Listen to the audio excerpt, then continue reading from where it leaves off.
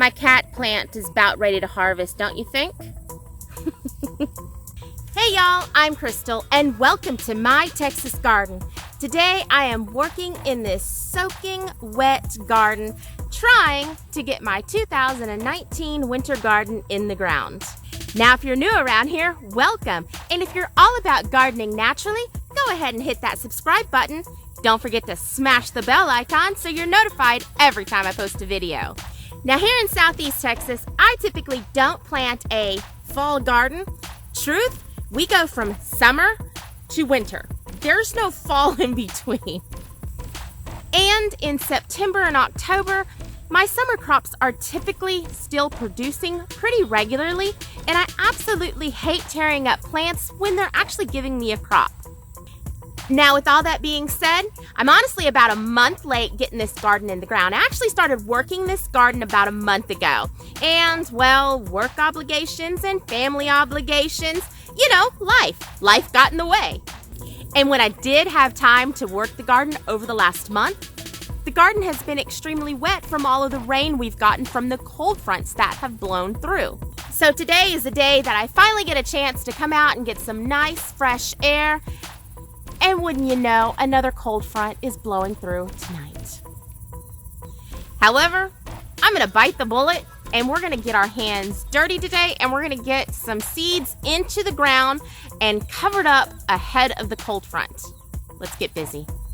Okay, so in this 40-foot row right here, I have got some peas growing. Now these are little marvel peas and a couple of the other different varieties that are more of a bush type.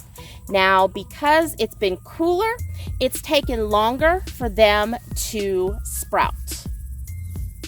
But they are coming along. See, they're coming along. They're sprouting up really, really nicely. Now, the ideal temperatures for peas are anywhere from 55 to 70 degrees.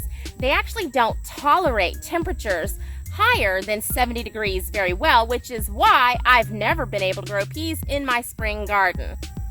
Now, peas can also tolerate temperatures into the mid-20s. However, young plants, blooms, and fruit may sustain some damage. Now, since these plants are really, really young, I'm going to go ahead and cover them ahead of the cold front tomorrow.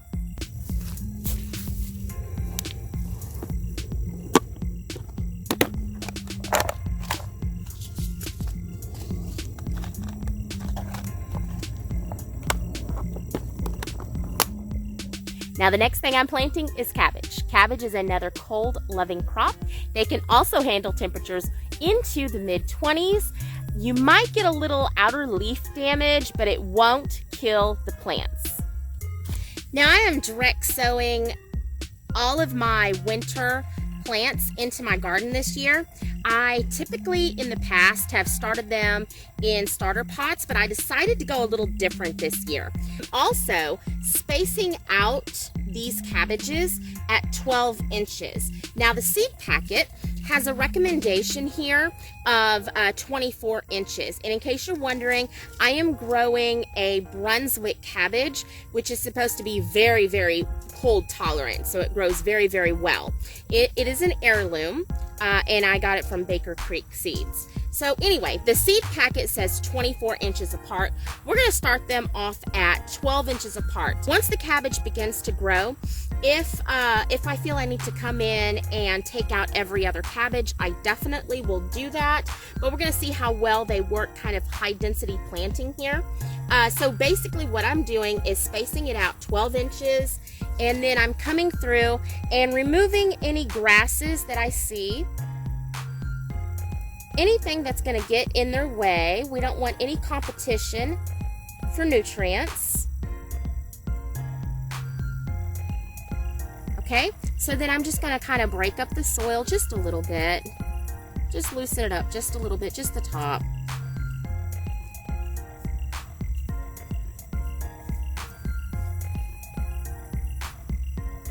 This dirt is so wet. It is so wet. It's crazy. All right. So I've got the soil just loosened up just a little bit, and I'm only going to take 4, 5, 6 seeds And they're teeny tiny. As you can see, they're teeny tiny. And I'm just gonna drop them down. I think you guys went crooked. Hold on. Hopefully that's better. Okay, so we're just gonna take and just kind of sprinkle them onto the top, just like that. Okay, the next thing I'm gonna do is do the chick grit trick. And this is just chick grit. You can buy it at Tractor Supply, any place you buy chicken food. And I'm just going to put the chick grit down. Now, if you're wondering why I'm doing this is just to hold the seeds down. These little bitty seeds that only get planted 1/2 inch to 1/4 inch deep, they have a habit of kind of, when it rains or you water it, they kind of float away. This chick grit really does just hold the seeds in place. And so now all I'm gonna do is just press everything down, and we're just going to ensure that the seeds and the dirt have a good dirt to seed connection. That's it. Okay, so we're just moving on, and I've moved my stick, and now we're just going to kind of break up and just loosen up that soil on top just a little bit. Now these cabbage seeds are to be planted 1/2 inch deep. And you see I'm basically just surface planting them. Okay, so then we're gonna come in with our 4 or 5, ooh, that's too many.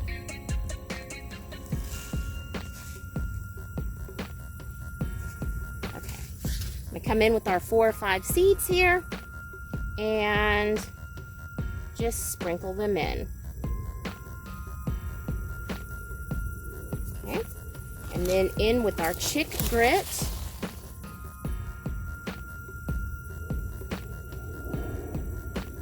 Because we're adding the chick grit on top, that puts them about 1/2 inch deep. Just like that, and press down. Now, if you're wondering, once these seedlings emerge, I will thin them back to 1 per every 12 inches. But we put 4, 5, 6 seeds down just to ensure we've got something coming up. And moving on. So here we are, my finished row. It's about 40 foot long, and actually the last about 10 feet, I ran out of Brunswick cabbage seeds. So what I did was I went in with some kohlrabi seeds. I think that's how it's pronounced, kohlrabi. Got dirty fingers. All right, moving on to Brussels sprouts. There we are. There's my row of Brussels sprouts, and check out my footprints over there. I almost got completely stuck. So Brussels sprouts are my just grow something in my winter garden. That's right, I have never grown Brussels sprouts before, so I have no idea what to expect. I don't know how many I should have planted. So what I did was I planted 3 plants per person in our house. So I'm gonna have 12 plants, and we'll have to see if that was too many or not enough and adjust for next winter. Now, Brussels sprouts take anywhere from 3 to 6 months to hit maturity. That's right, 3 to 6 months. So when you're planting them in your garden, make sure that you're putting them in a spot that's not gonna interrupt the next cycle of plants, most likely spring. So, moving on to carrots and radishes.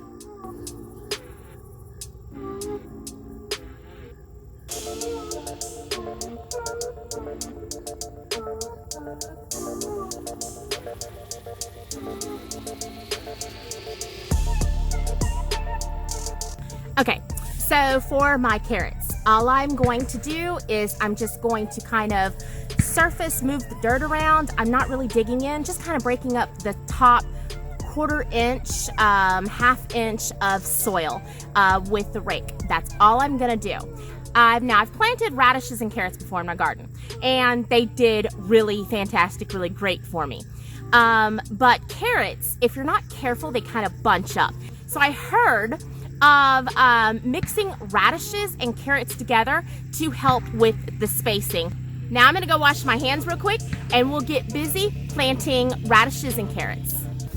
Well, y'all, the much anticipated cold front has blown through. I did not get to finish my carrots. I literally was watching the clouds roll in as I was washing the dirt off my hands to plant the carrots. So the next video you see will continue planting the carrots and the radishes, and the rest of the winter garden. Until then, I'm gonna go get some coffee. It's cold. So, to be continued.